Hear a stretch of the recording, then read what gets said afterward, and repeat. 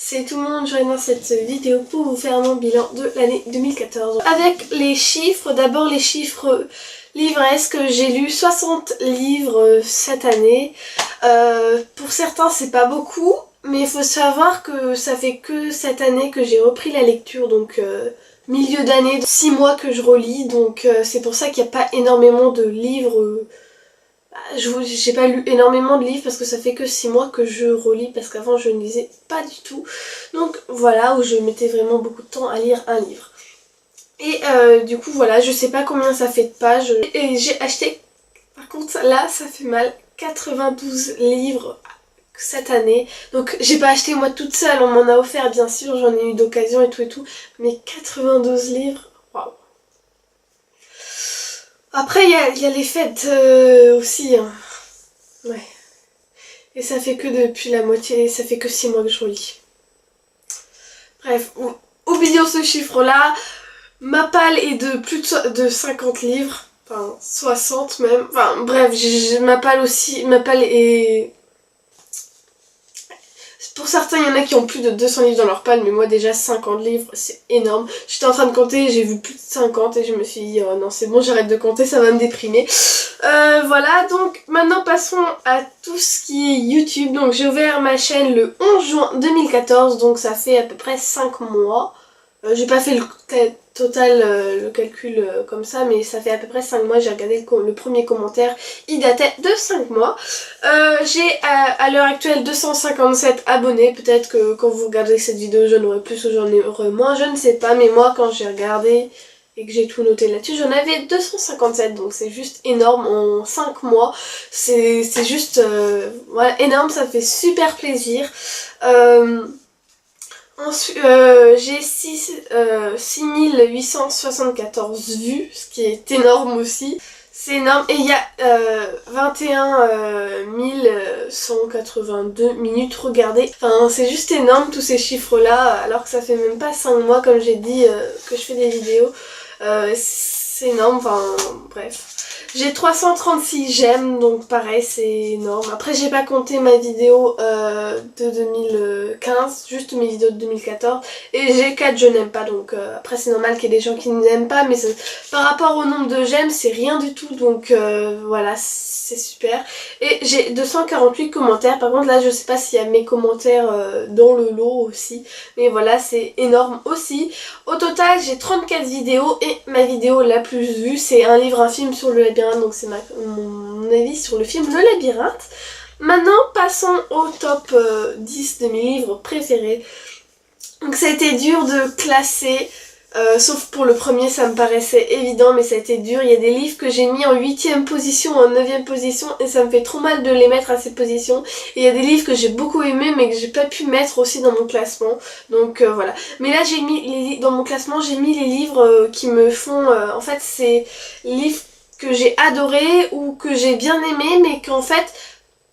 Après, je me rends compte que j'ai adoré, parce que moi, quand j'ai en fait, moi mes livres préférés, c'est les livres où je l'ai lu, j'ai adoré, et que après, je continue encore à penser aux personnages, à l'histoire.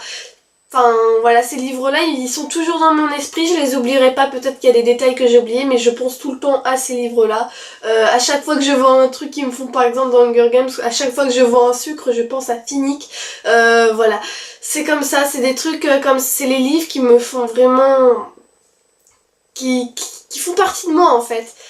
Par contre, il y a un livre aussi, il y a Le Seigneur des Anneaux aussi qui fait partie de moi, c'est vraiment... Voilà, c'est Le Seigneur des Anneaux. Mais je l'ai pas mis parce que je l'ai lu 2013-2014, donc voilà, j'ai pas mis, mais bon, il fait partie aussi de moi. Donc tout d'abord, en 10ème position, j'ai mis Le Trône de Fer de Georges Martin. Je sais, je ne l'ai pas fini, j'ai dû l'interrompre pour lire un livre pour les cours, donc je suis à là, toujours. Mais j'ai vu la série, donc je sais ce qui se passe, et je suis fan de la série. Donc en fait, ça inclut un petit peu la série dans ce classement, parce que c'est ma série préférée, du coup ce livre fait un peu... Voilà, je sais que je vais l'adorer, pour l'instant je suis complètement fan, mais je l'ai pas fini, mais je pense que je vais l'adorer une fois fini, même si je l'adore déjà. Donc c'est voilà, c'est un peu bête de mettre un livre pas fini, alors que comme je l'ai dit, il y a d'autres livres que j'aurais aimé mettre, mais voilà, je sais que je vais l'adorer, et c'est aussi pour la série qui est ma série préférée. En 9ème position, par contre ça me fait un peu mal de mettre ce livre-là en 9ème position parce qu'il mériterait bien plus, mais j'ai d'autres livres aussi, donc voilà, je parle d'Insaisissable de Tahira Messfi, donc le premier tome ne me touche pas, donc j'adore vraiment cette trilogie. Par contre, en fait, j'attends d'avoir le dernier tome en poche et j'adore vraiment ces personnages-là. Pareil, c'est des livres qui sont toujours... je pense toujours à eux un peu en quelque sorte. Du coup, voilà, je l'ai mis et j'ai vraiment adoré cette lecture. Donc voilà, c'est un peu obligé. Ensuite, ça, c'était vraiment un coup de cœur, mais je m'y attendais pas. J'ai lu le deuxième tome. Je vous en ai beaucoup parlé, c'est Alice au pays des zombies de Jenna Showalter. Donc c'est le premier livre sur les zombies que je lisais. Mais voilà, j'ai vraiment adoré surtout le personnage de Cole. Et voilà, enfin, je sais pas comment c'est fait je sais pas, c'est un peu en partie à cause de Cole que je mets ça dans mon que j'ai autant adoré parce que ce personnage il m'a trop fait craquer avec Ali. Enfin bref, voilà, c'est cette relation entre ces deux personnages qui m'a complètement fait fondre. Donc voilà. Voilà, j'y pense tout le temps, j'ai adoré, c'était vraiment un énorme coup de cœur ce livre-là, du coup voilà. Mais ça me fait un peu mal de le mettre aussi en 8ème position alors qu'il mériterait bien plus. En 7ème position, bon pas très original, mais je mets Les fiancés de l'hiver de Christelle Dabos. Donc en fait sur le coup, j'étais vraiment à fond dans ma lecture, j'aimais beaucoup, mais une fois que je l'ai fini, j'étais pas waouh, j'adore en fait. Mais c'est après, j'ai lu un autre livre, mais j'arrivais pas à me concentrer sur l'autre livre, j'étais encore à fond dans Les fiancés de l'hiver. Et la semaine, ça a duré toute une semaine, pendant toute une semaine, je faisais que de penser à ce livre-là, que à ces personnages, je sais pas, j'étais omnibulée par ce livre-là, et c'est ça qui m'a fait comprendre que ça avait été vraiment un coup de cœur, que je l'avais adoré, et que il méritait d'être dans le classement. En 6ème position, pareil, ça me fait un peu mal de le mettre là, mais c'est L'épreuve de James Asher. Je prends le deuxième tome parce que j'allais pas prendre toute la trilogie parce que ça aurait été un peu vide derrière moi. Mais voilà, et ça aurait été trop de livres à ranger. Donc voilà, c'est le deuxième tome parce que je l'ai préféré, c'est mon préféré. Le troisième tome m'a un peu laissé perplexe, mais celui-là je l'ai vraiment adoré. Pendant toute ma lecture, j'étais perdue, je ne savais pas où j'allais, mais j'ai adoré ça.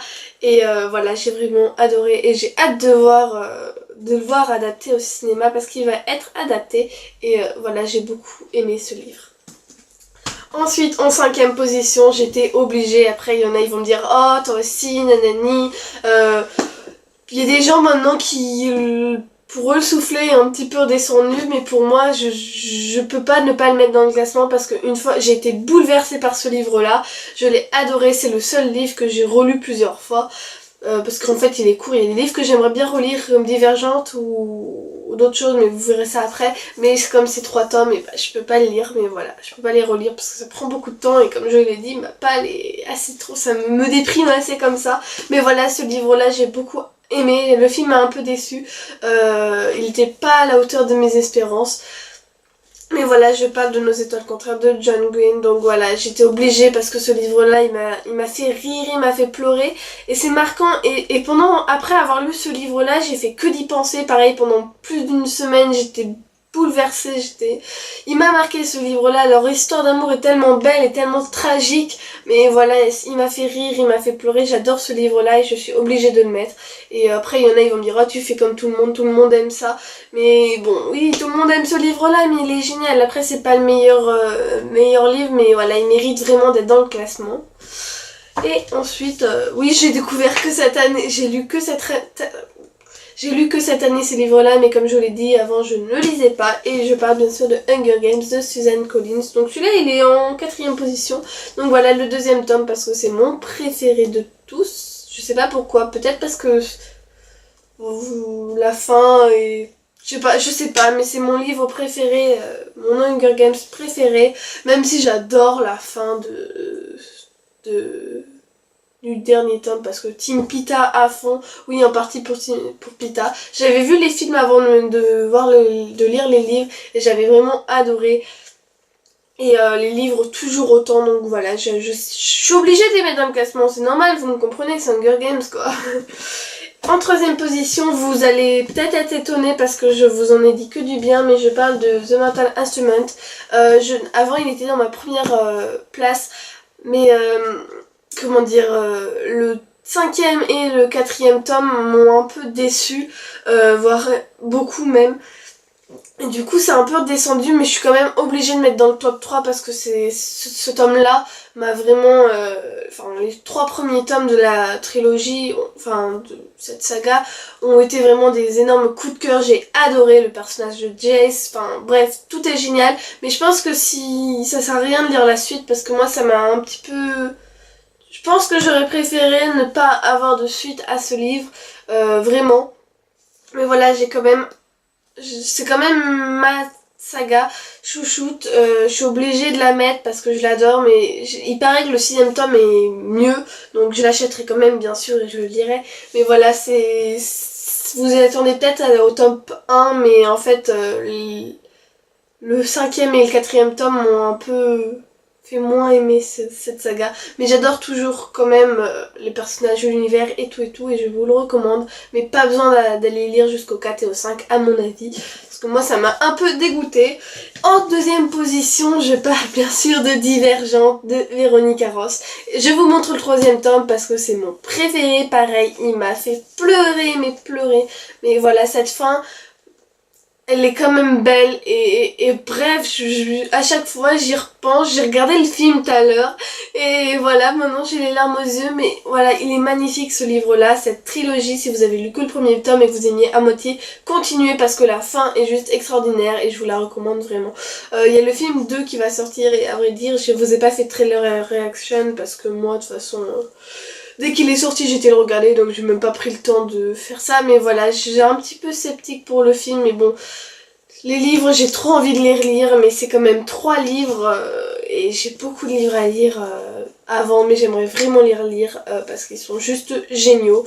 Et en première position... Si, peut-être que maintenant vous vous en doutez un peu. Là j'ai pris les 3 tomes, j'ai fait un effort. Et je vous parle de La Croisée des Mondes de Philippe Pullman. Donc le 1er tome, le 2e tome et le 3e tome. Surtout le 3e tome qui est juste génial. Pareil, il m'a brisé le cœur, j'ai fait que de pleurer, je m'en suis même pas remis. Je trouve que c'est vraiment sadique cette fin là, c'est horrible, mais horrible. C'est pire que Divergente, vraiment. Mais voilà, il est juste génial ce livre. L'univers est un peu, c'est quand même un peu farfelu, c'est trop... Enfin, il est génial, je sais pas, il n'y a pas de mots pour décrire. S'il y a... On est d'accord, le maître des les meilleurs livres du monde, le meilleur écrivain, c'est Tolkien. Mais cette saga, je vous jure qu'elle peut... Comment dire, prendre la place, détrôner Tolkien, parce que c'est vraiment génial. Philippe Pullman est un génie. Ce qu'il a fait dans ce livre, c'est magnifique. Et pareil, j'ai trop envie de les relire et je pense que je vais les relire parce qu'ils sont juste géniaux. La fin, je m'attendais pas à ça. Après, barbare, parce qu'il y a quand même dans le 1er tome, ce qu'ils font aux enfants, c'est horrible, mais c'est tellement génial et je vous recommande à 10 000 %. Si vous ne l'avez pas encore lu, vous êtes obligés parce que c'est vraiment génial. Maintenant que j'ai parlé... La vidéo, elle doit faire trop... Putain, 15 minutes, faut que je me dépêche. Faut que je me dépêche. Maintenant, je vais vous parler des déceptions les pires.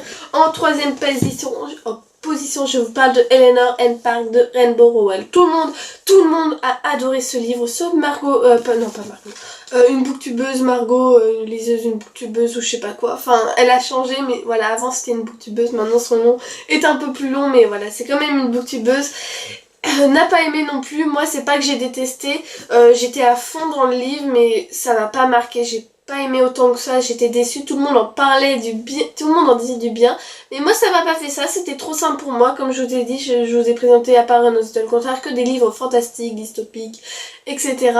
Mais là c'est trop simple pour moi, les personnages je me suis pas plus attachée que ça à eux, mais du coup voilà, c'était plus une déception qu'un livre que j'ai détesté.